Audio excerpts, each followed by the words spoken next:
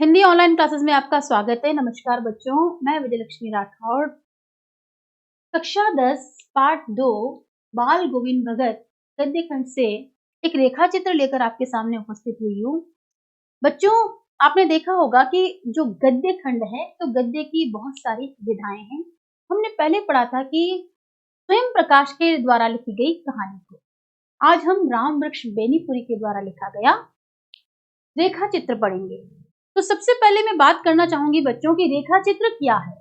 ठीक है, जिस तरह से संस्मरण में कोई लेखक अपनी पुरानी बातों को याद करके अतीतियम घटनाओं को आपके सामने प्रस्तुत करता है, तो उसी प्रकार क्या होता है बच्चों की लेखक अपनी लेखनी के माध्यम से कुछ ऐसी रेखाओं का एक चित्र हमारे सामने उपस्थित कर देता है कि अगले जिसका वो वर्णन कर रहा है उसका पूरा का पूरा व्यक्तित्व, उसकी आकृति, उसका आकार प्रकार, उसका व्यवहार जब हमारे सामने आ जाता है तो वो रचना क्या कहलाती है बच्चों? रेखा चित्र। तो हमारा जो दूसरा पाठ है जिसका नाम है बाल गोविंद भगत, और ये एक कह सकते हैं साहित्यिक दृष्टि से क्या है? रेखा चित्र है, जिसको हम पढ़ने जा रहे हैं, जिसके लेखक का नाम है राम वृक्ष बेनीपुरी। तो राम वृक्ष बेनीपुरी ने बाल गोविंद भगत इस रेखा चित्र में बाल गोविंद भक्त के व्यक्तित्व की विशेषताओं को बताया है कि वो कहाँ रहते हैं, कैसे रहते हैं, उनका क्या दैनिक दिनचर्या क्या है और उनको भगत कहने की आवश्यकता कहाँ थी, किस आधार पर उनको लेखक ने भगत कहा है, क्या वे भगत या कोई सन्यासी है, अगर वो सन्यासी नहीं है तो फिर उनको भगत क्यों कहा जा रहा है, और उसके साथ साथ हम ये भी देखेंगे कि किस प्रकार लेखक राम वृक्ष बेनीपुरी ने बाल गोविंद भगत के रेखा चित्र को हमारे सामने प्रस्तुत किया है। लेकिन उससे पहले हम जानेंगे बच्चों हर चैप्टर के पहले कि सबसे पहले लेखक या कवि का परिचय, क्योंकि लेखक और कवि की परिचय से संबंधित प्रश्न भी हमारे बोर्ड की परीक्षाओं में पूछे जाते हैं। इसके साथ साथ जिस तरह से आप सप्रसंग व्याख्या करते हो, जैसे काव्यांश की व्याख्या करने के लिए आपको कवि का नाम, उसकी रचना पता होनी चाहिए, तो गद्यांश की व्याख्या के भी आपके एक नंबर होते हैं, उसमें भी आपको सप्रसंग व्याख्या करने के लिए रचना का नाम याद होना चाहिए, रचनाकार का नाम याद होना चाहिए। तो बात करेंगे सबसे पहले हम राम वृक्ष बेनीपुरी के जीवन परिचय पर। देखिए,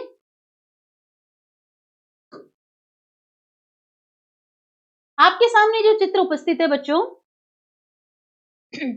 लेखक राम वृक्ष बेनीपुरी का है। आपके पास अपने क्षितिज की पुस्तक है, आप उसमें से भी देख सकते हैं, और साथ साथ में कुछ बातों को समझते हुए आप पढ़िए, क्योंकि मेरा ऐसा मानना है कि बोर्ड क्लासेस के एग्जाम के लिए किताब की एक एक लाइन, एक एक पंक्ति महत्वपूर्ण होती है। कहीं से भी कुछ पूछ लिया जाए तो हमारे पास उसका उत्तर होना चाहिए। बात करेंगे कि राम वृक्ष बेनीपुरी का जन्म बिहार के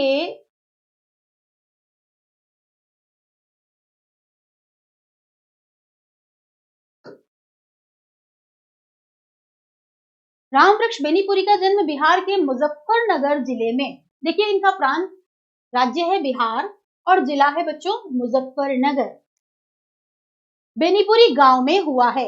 इनकी पहचान जो है साहित्य जगत में इनके गांव के नाम से ही है, राम वृक्ष बेनीपुरी। तो बेनीपुर उनका क्या है बच्चों? गांव है। इनका जो जन्म है सन 1899 में हुआ है। माता पिता का निधन बचपन में ही हो जाने के कारण जीवन के आरंभिक वर्षों में अभावों और कठिनाइयों और संघर्षों में इनका बचपन बीता है।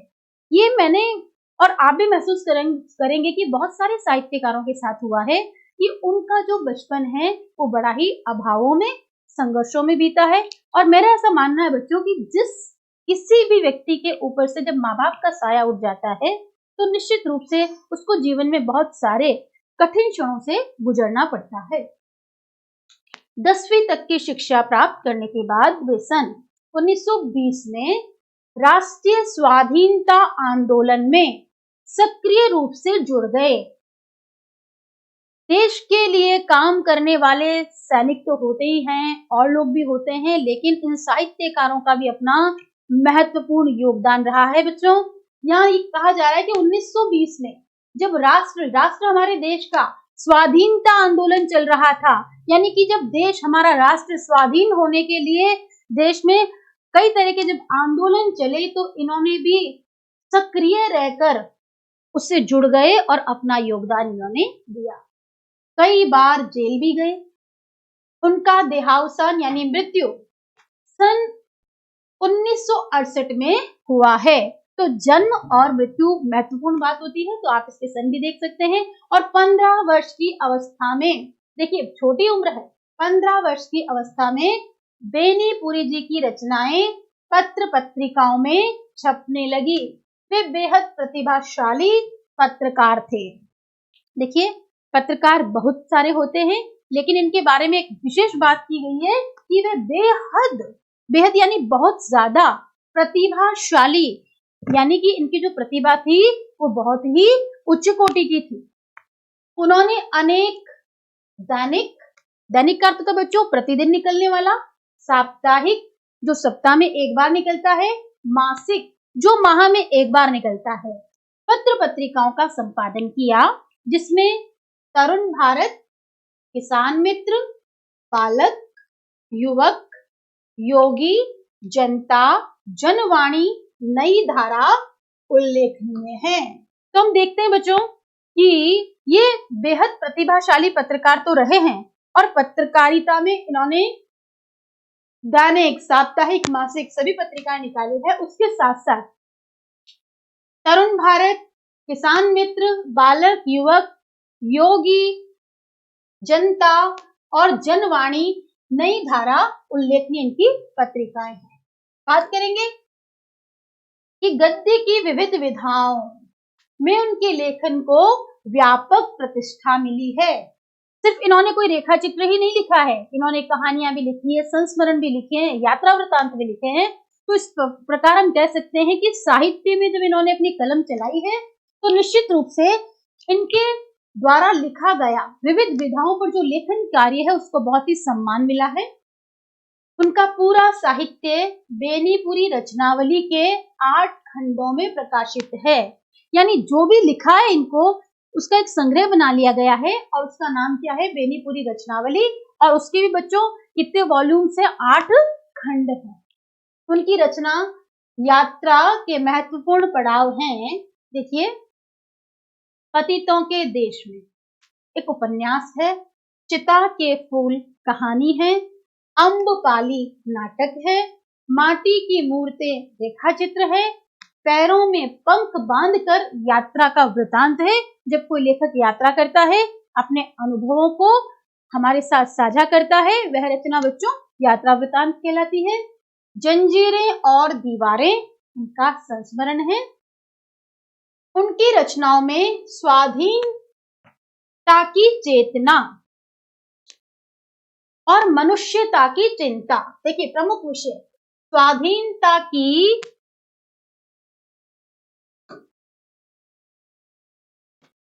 स्वाधीनता की चेतना, मनुष्यता की चिंता और इतिहास की युग अनुरूप व्याख्या है। यानी इनके लेखन में आपको 3 बातें मतलब हर कहीं देखने को मिलेगी। एक तो वो स्वाधीनता की चेतना कि किस तरह से मनुष्य को, देश को स्वाधीन होना है। उसके साथ साथ हम स्वाधीन हो गए, हम स्वतंत्र हैं, इसका मतलब ये नहीं है, मनुष्य के भीतर मनुष्यता होनी चाहिए, उसके मानवीय गुण सुरक्षित होने चाहिए। उसके साथ उन्होंने इतिहास की युग अनुरूप व्याख्या की है। इतिहास को अलग अलग युग में अलग अलग नजरिए से थोड़ा सा देखा जाए, उससे कुछ सीखा जाए। विशिष्ट शैलीकार होने के कारण इन्हें कलम का जादूगर कहा जाता है। देखिए बच्चों ये प्रश्न बहुत ही अच्छा है। आपसे कभी कोई पूछ भी ले कि कलम का जादूगर किसे कहा जाता है, तो जैसे कलम का सिपाही मुंशी प्रेमचंद कहलाते हैं, तो कलम का जादूगर किसको मिला है, किसको ये टाइटल मिला है, ये संज्ञा किसको मिली है, राम वृक्ष बेनीपुरी को। आप अंडरलाइन करें इस बात को कि राम वृक्ष बेनीपुरी को क्या कहा जाता है उनके लेखन के लिए, कलम का जादूगर। नेक्स्ट देखेंगे। अब बात यह है, लेखक ने इस रेखा चित्र में, ठीक है, कौन से रेखा चित्र में, जो हमारे सामने प्रस्तुत हुआ है, बाल गोविंद भगत। तो इस रेखा चित्र में लेखक ने बाल गोविंद भगत के माध्यम से हमें वो क्या समझाना चाहते हैं, हमें वो क्या बताना चाहते हैं। तो बात करेंगे कि बाल गोविंद भगत रेखा चित्र के माध्यम से लेखक ने एक ऐसे विलक्षण चरित्र का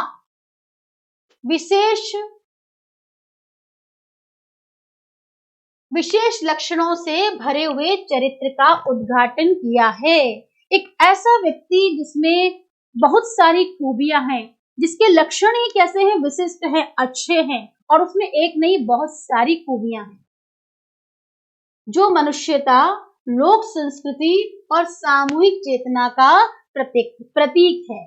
अब जो बाल गोविंद भगत जो हैं, उनमें मनुष्यता भी उच्च कोटि की है, यानी उनमें जो इंसानियत के गुण हैं वो बहुत ऊंचे दर्जे के हैं।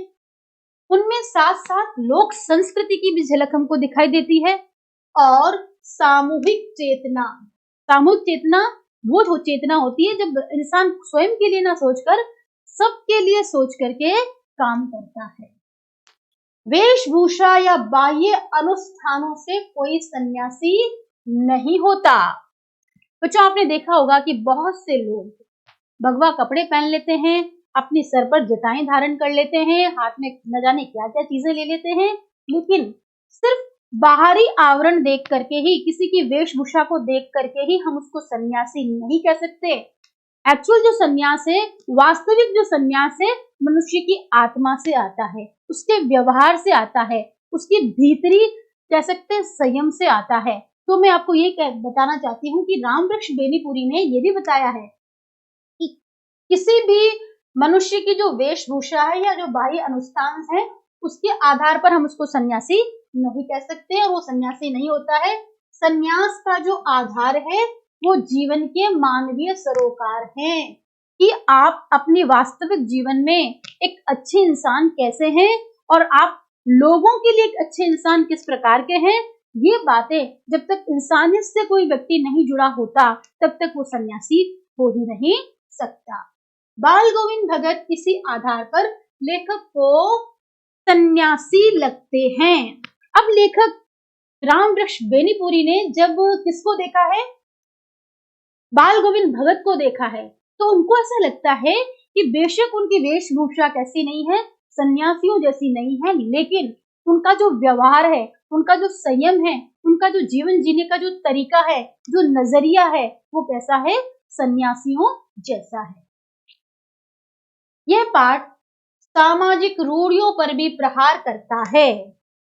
हमारे समाज में बहुत सारा व्यवहार ऐसा हो गया है जो रूढ़ हो गया है, जो बदलने का नाम नहीं ले रहा है, जिससे कि सामाजिक परिवर्तन कहीं ना कहीं रुक गया है। तो लेखक ने बहुत ही अच्छी कोशिश की है कि बाल गोविंद भगत के व्यक्तित्व को उभारते उभारते उन्होंने ऐसी सामाजिक रूढ़ियों पर प्रहार किया है, यानी उनको बदल देने की इच्छा प्रकट की है। इस रेखा चित्र की एक विशेषता यह है कि बाल गोविंद भगत के माध्यम से ग्रामीण जीवन की सजीव झांकी देखने को मिलती है, क्योंकि बाल गोविंद भगत भी एक ग्रामीण परिवेश के व्यक्ति हैं। तो जो उनका व्यक्तित्व जुड़ा हुआ है, जो उनका जीवन जुड़ा हुआ है, तो हम ये देखेंगे कि इस पाठ में आपको और हमको गांव का दृश्य देखने को मिलेगा। तो ग्रामीण जीवन की सजीव झांकी, यानी हम गांव में खेतों में चलेंगे, खलिहानों में चलेंगे, वहां के गीतों को सुनेंगे। तो इस दृष्टि से यदि अपन कहें तो रामवृक्ष बेनीपुरी ने अपने इस रेखा चित्र में बहुत सारी बातों को समेटने की कोशिश की है।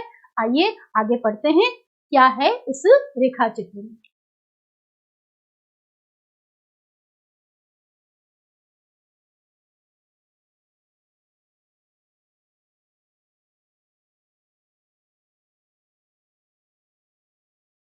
जिस तरह से लिखा है वैसे ही अपने को पढ़ना है।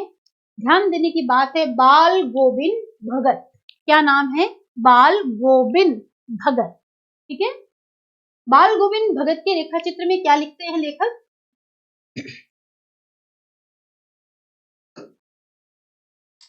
बाल गोविंद भगत मंझोले कद के गोरे चिट्टे आदमी थे, 60 से ऊपर के ही होंगे, बाल पक गए थे, लंबी दाढ़ी या जटाजूट तो नहीं रखते थे, किंतु हमेशा उनका चेहरा सफेद बालों से ही जगमग किए रहता था। कपड़े बिल्कुल कम पहनते, कमर में एक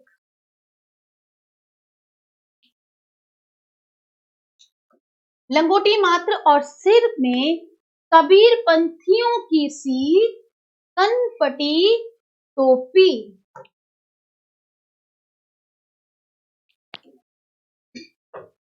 कबीर पंथियों की सी कनपटी टोपी। जब जाड़ा आता, एक काली कमली ऊपर से ओढ़े रहते, मस्तक पर हमेशा चमकता हुआ रामानंदी तिलक,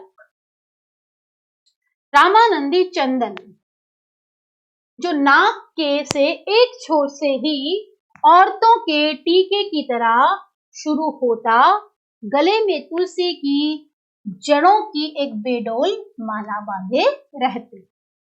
अब देखिए बच्चों, लेखक ने एक तरह से बाल गोविंद भगत का व्यक्तित्व हमारे सामने रखने से पहले उनका शारीरिक गठन बताया है। क्या बताया है कि बाल गोविंद भगत जो हैं, उनका कद यानी उनकी लंबाई कैसी है? मंझोली, ना तो बहुत लंबे हैं ना ही बहुत छोटे हैं, नाटे नहीं हैं। गोरे चिट्ठे दिखते हैं, उम्र उनकी 60 के ऊपर होगी। उसके साथ साथ उनके बाल 60 साल के होने के कारण पक चुके हैं। पकने का मतलब है वो अनुभवी हैं। लंबी दाढ़ी या जटाजूट वे नहीं रखते, जैसे कि और सन्यासी रखते हैं, लंबी दाढ़ी रख लेते हैं, जटाओं की जूट बनाते हैं, वैसा कुछ नहीं है। किंतु हमेशा उनका चेहरा सफेद बालों से जगमग किए रहता है, यानी बालों की सफेदी का प्रकाश कहीं ना कहीं उनके चेहरे पर दिखाई देता है। कपड़े बिल्कुल कम पहनते हैं। कम से मतलब ये है कि ऐसा नहीं कि वो कोट वगैरह मतलब कुछ ज्यादा ही कपड़े पहनते हैं, तो लेखक कहना चाहते हैं कि वो बहुत अधिक खर्चीले नहीं है। कमर में एक लंगोटी मात्र और सिर में कबीर पंथियों की सी, जिस प्रकार कबीर पंथ के लोग जिस तरह की टोपी पहनते हैं, और कनपटी टोपी, यानी यहाँ से उसकी कटिंग कुछ ऐसी होती है, इसलिए इसको कनपटी टोपी कहा है। जाड़ा यानी सर्दी जब आती है तो एक काली कमली ऊपर से ओढ़ लेते हैं, मस्तक पर हमेशा चमकता हुआ रामानंदी चंदन। अब उनके ललाट पर क्या है? चंदन का लेप रहता है। नाक से एक छोर से ही सही, औरतों के टीके की तरह शुरू होता। देखिए यहां से वो शुरू करते इस तिलक को लगाने का और ऊपर तक लेके जाते हैं।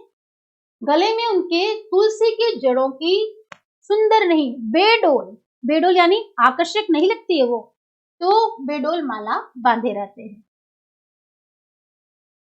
बात करेंगे आगे। ऊपर की तस्वीर से यह नहीं माना जाए कि बाल गोविंद भगत साधु थे। जैसा कि लेखक ने उनके बारे में बताया है, अभी हमने पढ़ा है, तो हम ये कह सकते हैं कि हमने जो पढ़ा है उससे ये बिल्कुल भी नहीं लगता कि बाल गोविंद भगत क्या है?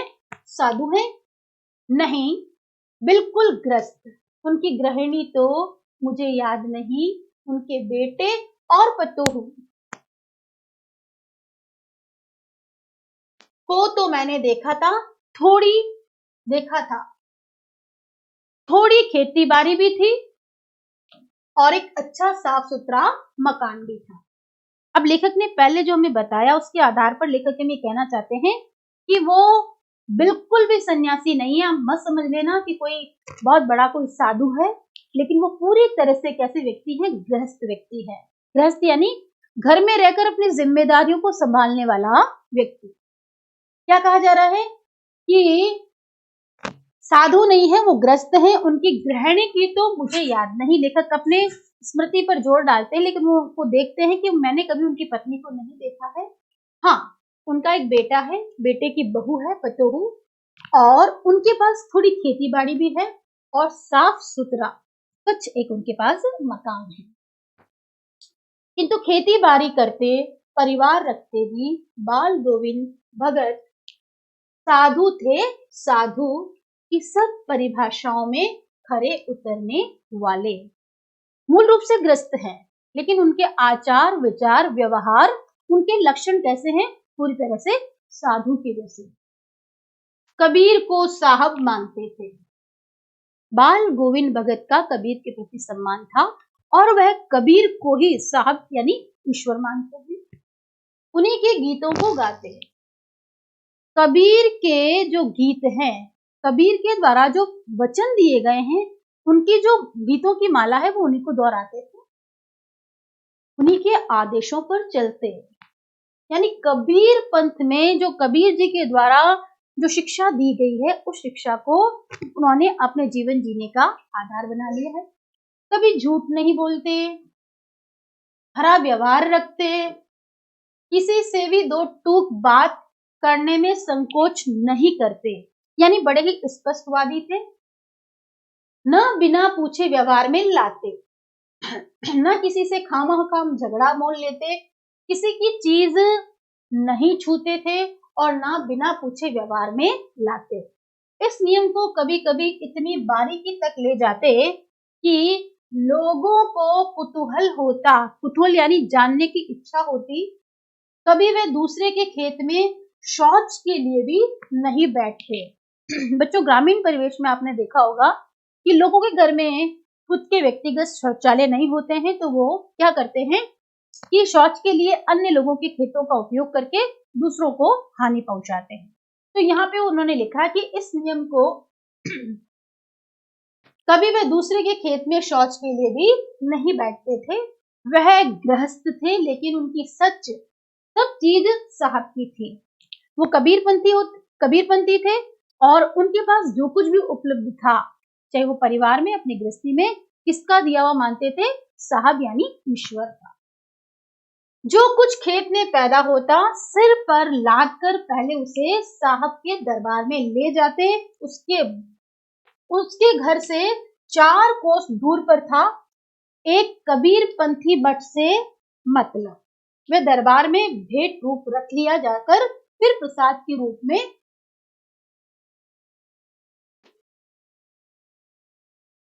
तो यहां तक बच्चों हमने क्या पढ़ा है कि लेकिन उनकी सब चीज साहब की थी, यानी वे ईश्वर में विश्वास करते थे और ये मानते थे कि जो कुछ भी दिया है ईश्वर ने दिया है। जो कुछ खेत में पैदा होता, सिर पर लाद कर पहले उसे साहब के दरबार में ले जाते, यानी ईश्वर को भेंट किए बिना वो कुछ भी काम नहीं करते। खेत में जब फसल आई है तो फसल को सबसे पहले वो कहाँ लेके गए? साहब के दरबार में लेके गए और वहां जाकर वो क्या करते थे? जो उनके घर से 4 कोस दूर था, इस बात पर भी ध्यान देंगे, घर से वो कितना दूर था? 4 कोस। और एक कबीरपंथी मठ था, वे दरबार में भेंट रूप रख दिया जाता, यानी अपनी फसल को वो सबसे पहले ईश्वर को समर्पित करते थे। प्रसाद रूप में जो उन्हें मिलता उसे घर लाते और उसी से गुजारा चलाते थे। सबसे पहले अपनी फसल को वो वहां लेके गए, वहां रखा और उसका एक अच्छा सा भाग उनको वहां उस मठ में वो क्या करते थे? ईश्वर के लिए या साहब के निमित्त को सबसे पहले दान के रूप में रखते और फिर वहां से उसको घर लेकर आते। इन सबके ऊपर मैं तो मुग्ध था। मुग्ध होना यानी लेखक को ये सारी बातें बहुत ही प्रसन्नता देने वाली थी। उनका व्यक्तित्व, उनके कर्म, उनके कामकाज लेखक को बहुत अच्छे लगते थे। इन सबके ऊपर मैं तो मुग्ध था उनके मधुर गान पर।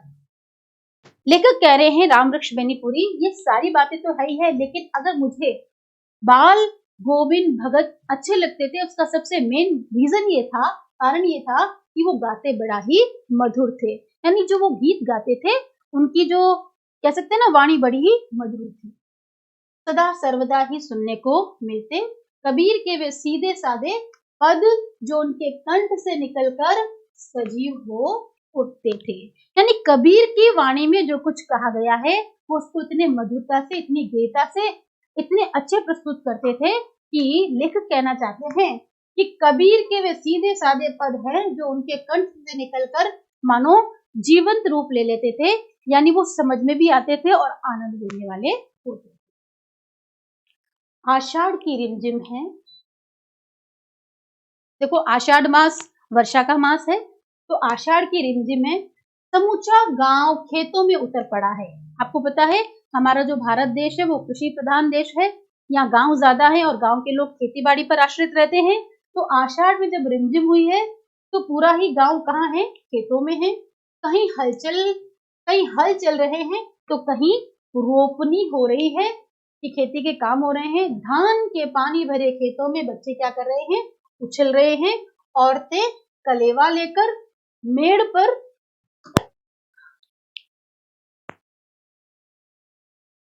बैठी है। आसमान बादल से घिरा हुआ है, धूप का नाम नहीं है, ठंडी पुरवाई चल रही है। बच्चों, पुरवाई हवा को कहते हैं। पश्चिम की तरफ से आने वाली ठंडी हवा को क्या कहा जाता है, स्थानीय भाषा में पुरवाई कहा जाता है। ऐसे ही समय आपके कानों में एक स्वर तरंग झंकार कर उठी, ठीक है। और यह क्या है, ये कौन है, ये पूछना न पड़ेगा।